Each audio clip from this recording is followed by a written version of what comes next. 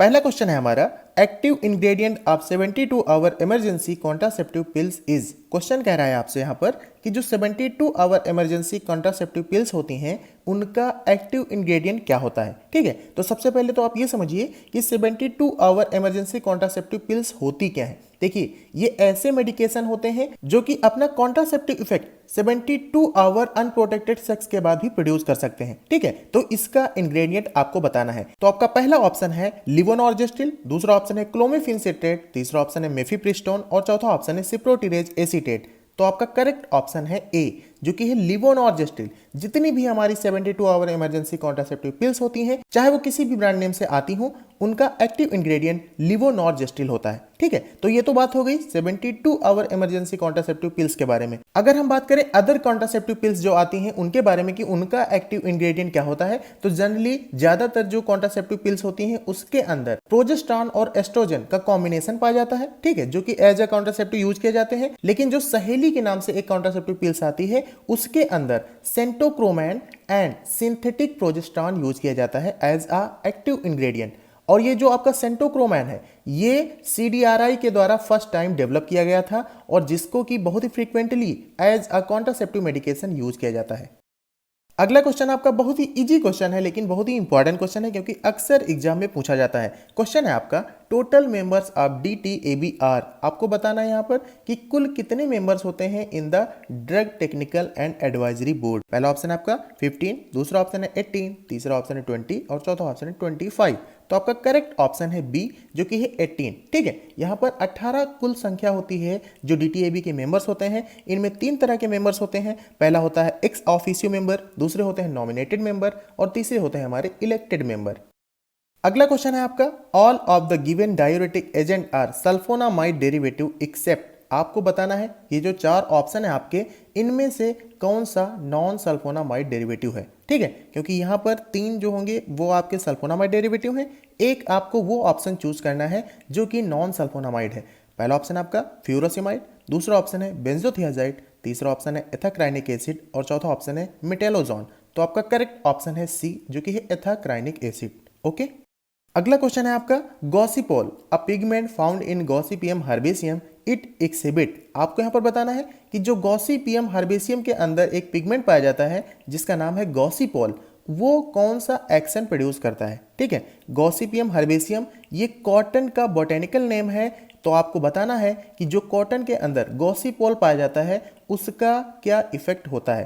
पहला ऑप्शन है आपका हाइपोलिपिडेमिक एक्टिविटी, दूसरा ऑप्शन है एंटी स्पर्मेटोजेनिक एक्टिविटी, तीसरा ऑप्शन है एंटी डायबिटिक एक्टिविटी और चौथा ऑप्शन है एंटी हाइपरटेंसिव एक्टिविटी। तो इसका करेक्ट ऑप्शन है बी, जो कि है एंटी स्पर्मेटोजेनिक एक्टिविटी। ठीक है, बात कर लेते हैं गॉसिपियम हर्बेसियम की फैमिली के बारे में। तो इसकी फैमिली होती है मालवेसी। ओके, अगला क्वेश्चन है हमारा, Kreis test is related to. आपको बताना है कि जो क्रीज टेस्ट होता है वो किससे संबंधित है। पहला ऑप्शन आपका स्किन सेंसिटिविटी स्टडीज, दूसरा ऑप्शन है आइडेंटिफिकेशन टेस्ट ऑफ रेजिन, तीसरा ऑप्शन है रेंसिडिटी इंडेक्स और चौथा ऑप्शन है आइडेंटिफिकेशन टेस्ट ऑफ एलोइन। ठीक है, तो आपका करेक्ट ऑप्शन है सी, जो कि है रेंसिडिटी इंडेक्स। जो क्रीज टेस्ट होता है वो रेंसिडिटी इंडेक्स को चेक करने के लिए ही किया जाता है। ठीक है, और अगर हम बात करें कि आखिर रेंसिडिटी रिएक्शंस क्या होती हैं, तो देखिए ऐसी रिएक्शंस जिसके अंदर फैट और ऑयल जब एयर के टच में आते हैं तो उनका ऑक्सीडेशन हो जाता है और उनकी बहुत सारी प्रॉपर्टीज जैसे टेस्ट, स्मेल, ऑर्डर ये सारी चेंज हो जाती हैं। तो एक तरह से कहें कि ऑयल और फैट का ऑक्सीडेशन प्रोसेस के थ्रू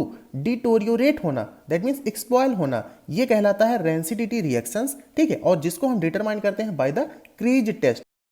अगला क्वेश्चन है हमारा, hard gelatin capsule are usually not need to be evaluated for the following test. आपको यहाँ पर बताना है कि जो हार्ड जिलेटिन कैप्सूल्स होते हैं उनके इवेल्युएशन के लिए कौन सा टेस्ट आवश्यक नहीं है। पहला ऑप्शन आपका कॉन्टेंट्स, दूसरा ऑप्शन है वेट वेरिएशन, तीसरा ऑप्शन है डिसोल्यूशन और चौथा ऑप्शन है पायरोजन।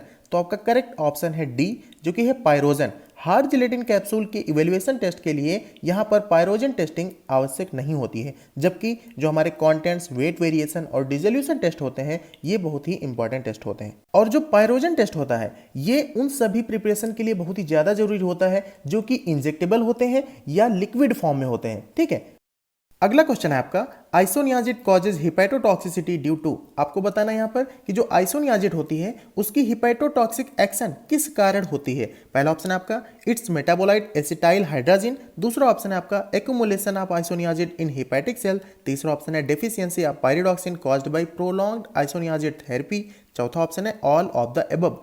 तो आपका करेक्ट ऑप्शन है ए, जो कि है इट्स मेटाबोलाइट एसिटाइल हाइड्राजिन। जो एसिटाइल हाइड्राजिन होता है ये लीवर डैमेज का मेन रीजन होता है, ठीक है। और थोड़ा सा जान लेते हैं आइसोनियाजिड के बारे में। तो आइसोनियाजिड हमारी एंटी ट्यूबर क्लास की ड्रग होती है और ये फर्स्ट लाइन ड्रग होती है, ठीक है। फर्स्ट लाइन में कौन कौन सी आती हैं? Isoniazid, rifampin, pyrazinamide and ethambutol. ये हमारी फर्स्ट लाइन ड्रग होती है for the treatment of TB, okay. अगला क्वेश्चन है आपका, which chemical is present in Hager reagent. आपको बताना है कि जो हैगर रिएजेंट होता है उसके अंदर कौन सा केमिकल प्रेजेंट होता है। तो सबसे पहले हम ये जानते हैं कि आखिर हैगर टेस्ट को हम क्यों परफॉर्म करते हैं। दैट मीन्स एल्कलॉइड के लिए परफॉर्म करते हैं, ग्लाइकोसाइड के लिए परफॉर्म करते हैं, या टैनिन या रेजिन के लिए परफॉर्म करते हैं। तो जो हैगर टेस्ट होता है ये एल्कलॉइड कंटेनिंग ड्रग के लिए परफॉर्म किया जाता है और इसमें येलो कलर प्रोड्यूस होता है, ठीक है। आपके सामने एक टेबल दी गई है जिसके अंदर जितने भी एल्कलॉइड कंटेनिंग ड्रग होती हैं उनके कैरेक्टरिस्टिक टेस्ट दिए गए हैं। पहला टेस्ट है हमारा ड्रैगन ड्रॉप टेस्ट और इसका रिएजेंट है पोटेशियम बिस्मथ आयोडाइड। दूसरा है हमारा मेयर रिएजेंट, इसका पोटेशियम मर्क्यूरिक आयोडाइड होता है। और तीसरा है हमारा हैगर रिएजेंट, इसका केमिकल होता है पिक्रिक एसिड। और चौथा एल्कलॉइड टेस्ट है हमारा वैगनर रिएजेंट, इसका केमिकल होता है solution of iodine in potassium iodide, ठीक है। और पांचवा बहुत ही स्पेशल टेस्ट है मुरक्साइड टेस्ट। ये जितने भी प्यूरिन डेरिवेटिव होते हैं एल्कलॉइड हमारे, उनके लिए ये होता है, जैसे कि कैफीन। तो इसका केमिकल होता है potassium chlorate plus drop of hydrochloric acid, और जो रिजल्टेंट मिलता है हमको उसको हम अमोनिया से एक्सपोज करते हैं। तो इस टेबल को आपको बहुत ही अच्छे से तैयार करना है क्योंकि बहुत सारे क्वेश्चन डायरेक्ट इस टेबल से सॉल्व हो जाएंगे, ठीक है। अगला क्वेश्चन है हमारा, commonly used amide type of local anaesthetic agent is. आपको बताना है कि ऐसा कौन सा amide type of local anaesthetic है जो कि बहुत ही कॉमनली यूज किया जाता है। पहला ऑप्शन है आपका प्रोकेन, दूसरा ऑप्शन है एमेथोकेन, तीसरा ऑप्शन है लिग्नोकेन और चौथा ऑप्शन है बेंजोकेन। तो आपका करेक्ट ऑप्शन है सी, जो कि है लिग्नोकेन। लिग्नोकेन या लाइडोकेन ये ऐसा amide type of local anaesthetic है जिसको बहुत ही कॉमनली यूज किया जाता है, ठीक है। और जो हमारा प्रोकेन, एमेथोकेन और बेंजोकेन है ये हमारे ester type of local anaesthetic agent है। एमेथोकेन का दूसरा नाम होता है टेट्राकेन। और अगर बात करें टेट्राकेन के स्पेशल कैरेक्टर के बारे में तो ये ऐसा ester type of local anaesthetic है जो कि लॉन्गेस्ट एक्टिंग होता है, जबकि जितने other ester type of local anaesthetic होते हैं वो शॉर्ट एक्टिंग होते हैं, ओके। अगला क्वेश्चन है हमारा, which of the following drug category reverse insulin resistance. आपको बताना है यहाँ पर कि कौन सी क्लास की ड्रग रिवर्स इंसुलिन रेजिस्टेंस की तरह काम करती है। पहला ऑप्शन आपका थायाजोलिडीन डाइऑन, दूसरा ऑप्शन है सल्फोनिल यूरिएज, तीसरा ऑप्शन है मेग्लिटेनाइड एनालॉग और चौथा ऑप्शन है स्टार्च इनहिबिटर। तो आपका करेक्ट ऑप्शन है ए, जो कि है थायाजोलिडीन डाइऑन्स। और इसके एग्जांपल्स होते हैं रोसिग्लिटाजोन एंड पायोग्लिटाजोन। तो ये रिवर्स इंसुलिन रेजिस्टेंस की तरह काम करती हैं। और अगर हम बात करें सल्फोनिल यूरिएज क्लास की ड्रग के बारे में, जो कि है हमारी क्लोरप्रोपामाइड, टॉलब्यूटामाइड, ग्लिपिजाइड, तो इनकी मैकेनिज्म ऑफ एक्शन होती है ये स्टिमुलेट करते हैं release of insulin from pancreas.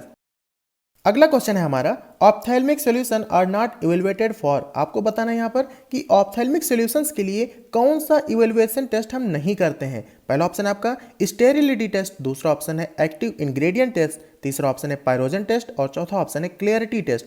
तो आपका करेक्ट ऑप्शन है सी, जो कि है पायरोजन टेस्ट। जितने भी हमारे ऑप्थेल्मिक सॉल्यूशन होते हैं, यहाँ पर हम ऑप्थेल्मिक सर्जिकल्स के बारे में बात नहीं कर रहे हैं, यहाँ पर हम बात कर रहे हैं ऑप्थेल्मिक सॉल्यूशंस के बारे में, ठीक है, जैसे कि आई ड्रॉप। तो इसके इवेल्युएशन टेस्ट में हम पायरोजन टेस्टिंग नहीं करते हैं, ओके। अगला क्वेश्चन है हमारा, biological source of L asparaginase is. आपको बताना है यहाँ पर कि एल एस्परजिनेज का बायोलॉजिकल सोर्स क्या होता है। एल एस्परजिनेज एक हमारा साइटोटॉक्सिक एंजाइम होता है, या यूं कहें कि ये एक एंटी नियोप्लास्टिक ड्रग है, ठीक है। तो इसका बायोलॉजिकल सोर्स क्या होता है। पहला ऑप्शन है आपका बैसिलस सबटिलिस, दूसरा ऑप्शन है एर्सिया कोलाई, तीसरा ऑप्शन है स्टेप्टोकोकस इपिडर्मिडस, चौथा ऑप्शन है नन ऑफ द एबव। तो आपका करेक्ट ऑप्शन है बी, जो कि है एर्सिया कोलाई। एल एस्परजिनेज का जो बायोलॉजिकल सोर्स होता है वो ई कोलाई होता है, ओके। अगला क्वेश्चन है आपका, schedule T of drug cosmetic act is related to. आपको बताना है कि जो हमारा ड्रग एंड कॉस्मेटिक एक्ट है 1940, उसके अनुसार शेड्यूल टी के अंतर्गत क्या आता है। पहला ऑप्शन है आपका नेम ऑफ बुक आयुर्वेदा सिद्धा एंड यूनानी, दूसरा ऑप्शन है good manufacturing practice requirement for pharmaceutical product, तीसरा ऑप्शन है good manufacturing practice requirement for Ayurveda, सिद्धा एंड यूनानी ड्रग। चौथा ऑप्शन है GMP requirement for homeopathic preparation. तो आपका करेक्ट ऑप्शन है सी, जो कि है good manufacturing practice requirement for Ayurveda, सिद्धा एंड यूनानी ड्रग। तो ये तो हो गई आयुर्वेदा, सिद्धा और यूनानी के लिए गुड मैन्युफैक्चरिंग प्रैक्टिस। अगर हम बात करें जो एलोपैथिक ड्रग होती हैं उनके लिए किस शेड्यूल के अंतर्गत जीएमपी की बात की जाती है, तो वो होता है हमारा शेड्यूल एम। ठीक है, शेड्यूल एम के अंतर्गत हम एलोपैथिक ड्रग की जो गुड मैन्युफैक्चरिंग प्रैक्टिस होती है उसके प्रोविजंस को स्टडी करते हैं। ओके, अगला क्वेश्चन है आपका, Fanconi syndrome is associated with the use of expired. आपको बताना है यहाँ पर कि इन 4 ड्रग में से किस एक्सपायर्ड ड्रग के यूज से फैनकोनी सिंड्रोम जनरेट होता है। पहला ऑप्शन है आपका पेनिसिलिन, दूसरा ऑप्शन है वैनकोमाइसिन, तीसरा ऑप्शन है टेट्रासाइक्लिन और चौथा ऑप्शन है सिप्रोफ्लॉक्सासिन। तो आपका करेक्ट ऑप्शन है सी, जो कि है टेट्रासाइक्लिन। अगर हम आउटडेटेड टेट्रासाइक्लिन का यूज करते हैं तो वहां पर फैनकोनी सिंड्रोम डेवलप होता है। अगर हम बात करें कि आखिर फैनकोनी सिंड्रोम में होता क्या है, तो ये एक किडनी डैमेज का केस होता है। इसके अंदर रीनल फेल्योर की कंडीशन आती है। चलिए इसी के साथ एक होता है ग्रे बेबी सिंड्रोम। तो ये किसके द्वारा कॉज किया जाता है, तो ये होता है क्लोरमफेनिकॉल का साइड इफेक्ट। ओके, अगला क्वेश्चन है आपका, Wagner reagent is a solution of. देखिए ये क्वेश्चन हम आपको पहले ही करवा चुके हैं, तो आपको हमने वहां पर बताया था कि वैगनर रिएजेंट में क्या होता है। अब आप उसी टेबल में से देखकर इस क्वेश्चन को सॉल्व कर लीजिए। ठीक है, अगला क्वेश्चन है आपका, earthy matters in a rhizome are determined by. आपको बताना है कि जो अर्थी मैटर्स लगा रहता है राइजोम में उसको हम किस तरह से डिटरमाइन करेंगे। पहला ऑप्शन आपका टोटल एस वैल्यू, दूसरा ऑप्शन है एसिड इनसॉल्युबल एस वैल्यू, तीसरा ऑप्शन है washed with water and hydrochloric acid, then weight, चौथा ऑप्शन है earthy material is separated and weight. तो आपका करेक्ट ऑप्शन है बी, जो कि है acid insoluble ash value. Okay, अगला क्वेश्चन है आपका, the accelerated stability studies are primarily used to determine. आपको बताना है यहाँ पर कि जो एसिलरेटेड स्टेबिलिटी स्टडीज होती हैं उनको हम किस चीज को डिटरमाइन करने के लिए करते हैं। पहला ऑप्शन आपका toxicity profile of the product, दूसरा ऑप्शन है bio availability of the product, तीसरा ऑप्शन है safety profile of the product और चौथा ऑप्शन है self life of the product. तो आपका करेक्ट ऑप्शन है डी, जो कि है self life of the product. देखिए चाहे सेल्फ लाइफ कहा जाए या एक्सपायरी डेट कहा जाए या T90 के बारे में पूछा जाए, ये तीनों टर्मिनोलॉजी एक ही होती हैं। ठीक है, अगला क्वेश्चन है आपका, as per drug and cosmetic act 1940 phenobarbital sodium belongs to. आपको बताना है यहाँ पर कि ड्रग एंड कॉस्मेटिक एक्ट 1940 के अनुसार फिनोबार्बिटल सोडियम जो होती है ये किस क्लास की ड्रग को बिलोंग करती है। पहला ऑप्शन आपका शेड्यूल एल, दूसरा ऑप्शन है शेड्यूल एक्स, तीसरा ऑप्शन है शेड्यूल आर और चौथा ऑप्शन है शेड्यूल ओ। तो आपका करेक्ट ऑप्शन है बी, जो कि है शेड्यूल एक्स। जितनी भी narcotic and psychotropic substance act वाली ड्रग होती हैं वो शेड्यूल एक्स के अंतर्गत रखी जाती हैं। दोस्तों हमारी हर एक स्लाइड की तरह ये क्वेश्चन आपके लिए होमवर्क रहेगा। क्वेश्चन है आपका, फेनबुफेन इज यूज्ड इन। आपको बताना है कि जो फेनबुफेन होता है ये किस कैटेगरी की ड्रग है और ये किस में यूज किया जाता है। ठीक है, पहला ऑप्शन आपका टीबी, दूसरा ऑप्शन है प्लेग और तीसरा ऑप्शन है डेंगू, चौथा ऑप्शन है इन्फ्लामेशन।